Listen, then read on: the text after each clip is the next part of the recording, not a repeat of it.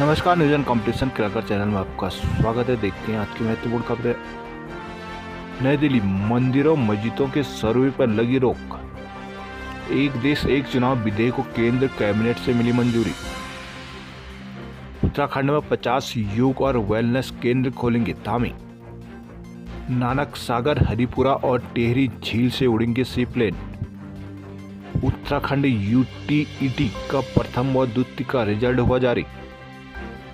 Supreme court ने गुरुवार को देश भर की अदालतों को मौजूदा मंदिरों मस्जिदों समेत सभी धार्मिक संरचनाओं के खिलाफ लंबित मुकदमों में सर्वेक्षण सहित कोई भी आदेश पारित होने से रोक लगा दी है। साथ ही कहा कि धर्म स्थल परिसरों के सर्वेक्षण की मांग को लेकर नए केस दायर हो सकते हैं पर पंजीकृत नहीं होंगे। कोर्ट ने कहा कि ये रोक तब तक लागू रहेगी जब तक पूजा स्थल विशेष प्रावधान अधिनियम को लेकर दाखिल अर्जियों पर सुनवाई पूरी नहीं हो जाती है। मुख्य न्यायाधीश संजीव खन्ना, न्यायमूर्ति संजय कुमार और के.बी. स्वामीनाथन की विशेष पीठ ने यह आदेश जारी किया है। मामले की अगली सुनवाई 17 फरवरी को होगी।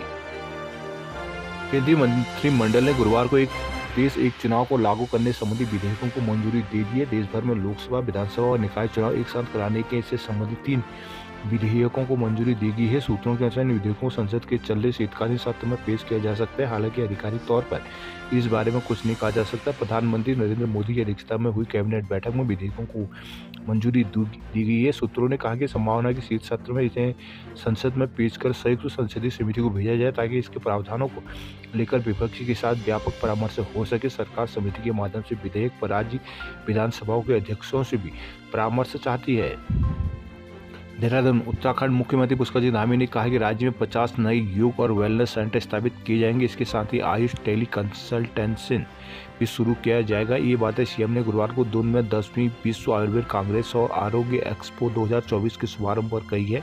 मुख्यमंत्री कार्यक्रम को संबोधित करते हुए कहा कि ये सम्मेलन आयुर्वेद के क्षेत्र में परंपरा, परस्पर ज्ञान साझा करने, शोध कार्यों और व्यापार के नए मौकों को बढ़ावा देने में मददगार होगा। उन्होंने कहा कि सरकार उत्तराखंड में आयुष और वेलनेस को बढ़ावा देने का काम कर रही है। इस क्रम में आयुष नीति लागू की गई है और आयुष के क्षेत्र में इंफ्रास्ट्रक्चर को बढ़ाने के साथ शोध व औषधि पादपों के उत्पादन पर भी फोकस किया जा रहा है। उन्होंने कहा कि सरकार ने हर जिले में एक गाँव को एक आयुष मॉडल ग्राम के रूप में विकसित करने का निर्णय लिया है। इसके जरिए आयुर्वेदिक जड़ी बूटियों के उत्पादन को बढ़ावा देने का प्रयास होगा। एक्सपो का शुभारंभ करने के बाद मुख्यमंत्री ने स्टॉलों का भी निरीक्षण किया। उत्तराखंड में पर्यटक जल्द ही सी प्लेन की सवारी कर सकेंगे। बुधवार देर शाम मुख्य सचिव राधा रतूड़ी की अध्यक्षता में हुई हाई पावर कमेटी की बैठक में टेहरी झील, नानक सागर और हरिपुरा जलाशय में सी प्लेन उड़ाने को लेकर सैद्धांतिक मंजूरी दे दी गई है। राज्य सरकार क्षेत्रीय कनेक्टिविटी योजना के तहत सी प्लेन संचालन के पहल करने जा रही है। गढ़वाल में सी प्लेन जौलीग्रांट एयरपोर्ट से टेहरी झील, पंतनगर से नानक सागर व हरिपुरा जलाशय गदरपुर में लैंड करेगा। इसके टेंडर की प्रक्रिया जल्द शुरू होगी। शासन के एक वरिष्ठ अफसर ने इसकी पुष्टि की है। रामनगर, उत्तराखंड विद्यालय शिक्षक परिषद ने यूटेट प्रथम और द्वितीय का परीक्षाफल जारी कर दिया। बोर्ड सचिव विनोद प्रसाद सिमरती ने बताया कि यूटेट प्रथम में 21.82 और द्वितीय में 27.98 अभ्यर्थियों को सफलता मिली है। अंतिम कुंजी और बोर्ड की वेबसाइट www.ubsc.uk.gov.in पर लोड कर दी गई है।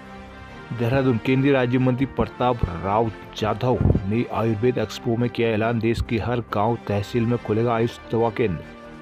केंद्रीय आयुष राज्य मंत्री स्वतंत्र प्रभार प्रताप राव जाधव ने कहा कि देश के हर गांव, तहसील और जिला मुख्यालय पर आयुष दवा केंद्र खोला जाएगा। उन्होंने कहा कि देश में लोग मौजूदा चिकित्सा पद्धति से इलाज कराना चाहते हैं, लेकिन एक छत के नीचे दवाएं न मिलने की वजह से इसे परेशानी आ रही है। दून में विश्व आयुर्वेद कांग्रेस के शुभारंभ में केंद्रीय राज्य मंत्री ने कहा कि प्रधानमंत्री नरेंद्र मोदी के नेतृत्व में पिछले 10 सालों में आयुष के क्षेत्र में हुए कार्यों में आयुष उत्पाद निर्माण 8 गुना बढ़ोतरी हुई है। आज आयुष और हर्बल उत्पाद विश्व के 150 से अधिक देशों में निर्यात किए जा रहे हैं। उन्होंने कहा कि आयुर्वेद भी अब आर्टिफिशियल इंटेलिजेंस, मशीन लर्निंग उपकरणों के जैसे तकनीकों को अपनाकर आगे बढ़ रहा है। हल्द्वानी ट्रक हड़ताल, हल्द्वानी में अटका पहाड़ का 80 ट्रकों का सामान।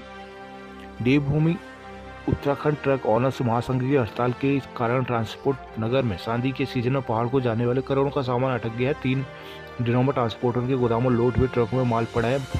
माल को दुकानदार भी ट्रांसपोर्टरों को फोन कर रहे हैं, मगर हड़ताल के कारण करीब 80 से अधिक ट्रक माल डंप हो गया है। ट्रक ऑनर दिल्ली, मेरठ, लुधियाना, कानपुर, हापुड़ आदि जगहों आने वाले सामान की सप्लाई को पहाड़ को सप्लाई करने के लिए हर दिन 40 से 50 ट्रक पहाड़ी क्षेत्रों में सप्लाई किया जाता है। हड़ताल से बीते 3 दिन से माल ट्रांसपोर्ट नगर में ही पड़ा है। अल्मोड़ा, पिथौरागढ़, दुआघाट, चंपावत सहित अन्य जगहों को सप्लाई करने वाले मामू ट्रांसपोर्ट के मालिक मंसूर खान ने बताया कि उनके पास 13 ट्रक हैं। शादी सीजन में हड़ताल से कारोबार पर असर पड़ा है, पर यह हड़ताल भी हमारे लिए ही हक के लिए है, इसलिए ज़रूरी भी है। बताया कि हर दिन चालकों परिचालकों पर 750 रुपये खर्च करने दे रहे हैं, जबकि मजदूरों को भी भोजन का खर्च किया जा रहा है। 15 गाड़ी का माल डंप हो गया, इसलिए अब वो माल ही नहीं ले रहे हैं। बताया कि ट्रक न चलने से हर दिन 30 से 40 हज़ार रुपये का नुकसान हो रहा है। वही बेरीनाग, डीडीहाट, धारचूला को चलने वाली कोश्यारी ट्रांसपोर्ट के मालिक किशन कोश्यारी ने बताया कि उनकी 3 गाड़ी अपनी है, जो 3 संबद्ध है।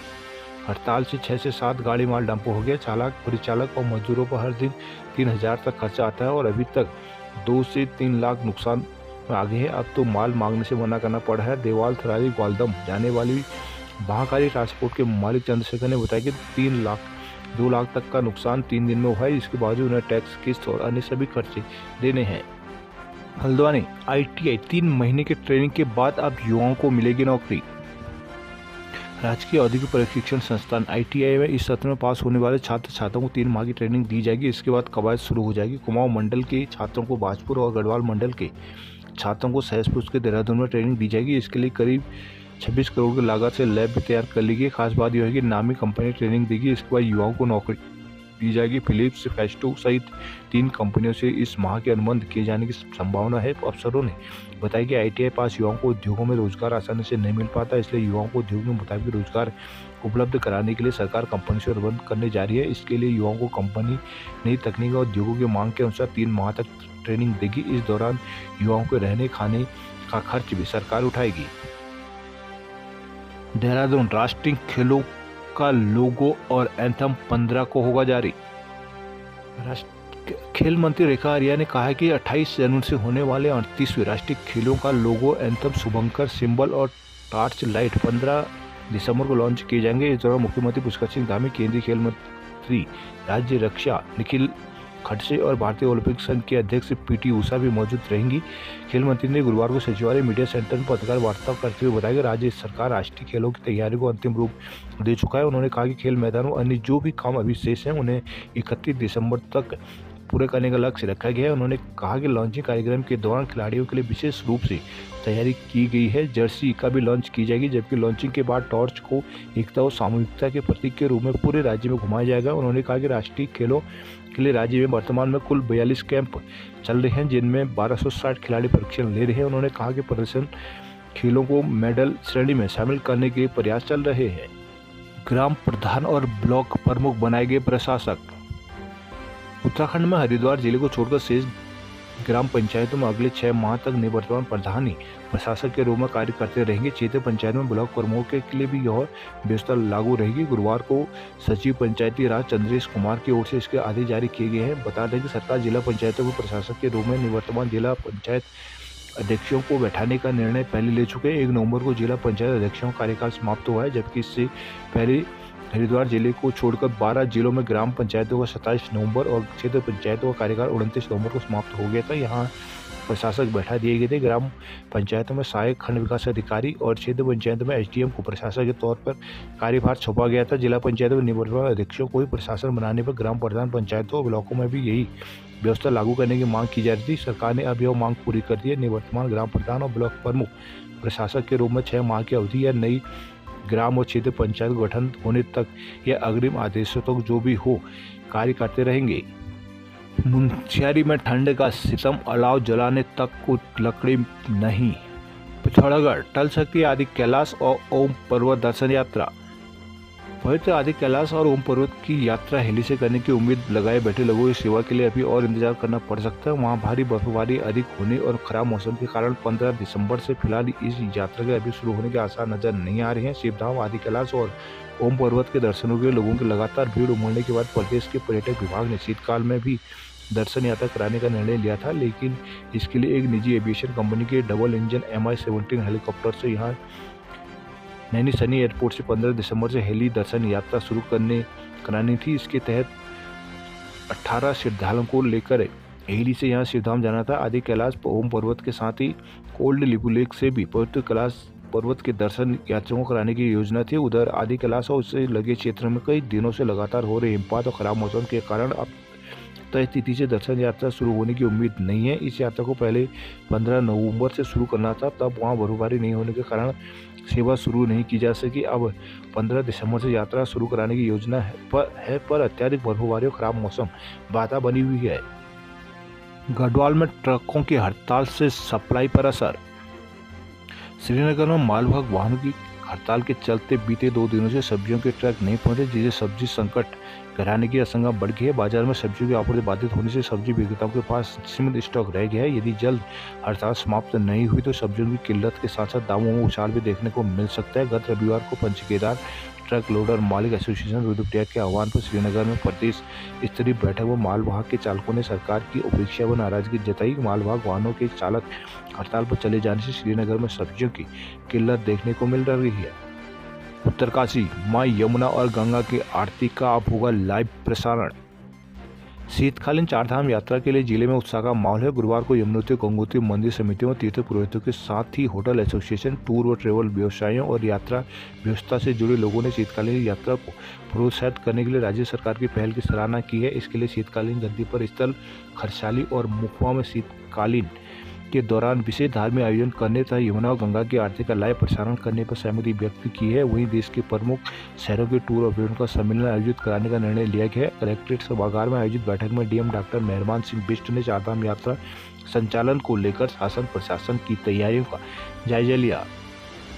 पौड़ी महोत्सव की सांस्कृतिक संध्या में प्रियंका महर ने कुमाऊं और गढ़वाली गीतों से बांधा समा। पौड़ी महोत्सव की दूसरी सांस्कृतिक संध्या सुप्रसिद्ध गायिका प्रियंका महर और साथी कलाकारों के नाम रही। प्रियंका महर ने हम शिमले नी जाना गीत से कार्यक्रम की शुरुआत की और उनके गीत धना धना धना रे, भाना की शर्मिली, सोने चैता की चैतवाल पर दर्शकों ने जमकर डांस किया। इसके सभी गायक साथी मयंक रावत की रैंप की विविधताओं से युक्त गायन से युवाओं के थिरकने पर भी मजबूर कर देंगे। प्रियंका महर ने गढ़वाली, कुमाऊनी और हिंदी गीतों से समा बांधा। दर्शकों ने बेड़ू पाको, बारामासा, रूपसा, रमूती, रणसिंगा बाजो, पधुनी लौंडा, गोपाला, बाजारे, मुरली, छाप, तिलक गायक का दर्शकों ने खूब लुत्फ उठाया। इससे मुख्य अतिथि विधायक राजकुमार पौरी ने महोत्सव के आयोजन को लेकर व्यापार सभा की सराहना की। इस मौके पर विशिष्ट अतिथि पूर्व जिला पंचायत अध्यक्ष केसर सिंह नेगी, व्यापार सभा अध्यक्ष विनय शर्मा, सांस्कृतिक संयोजक मनोज आदि मौजूद रहे।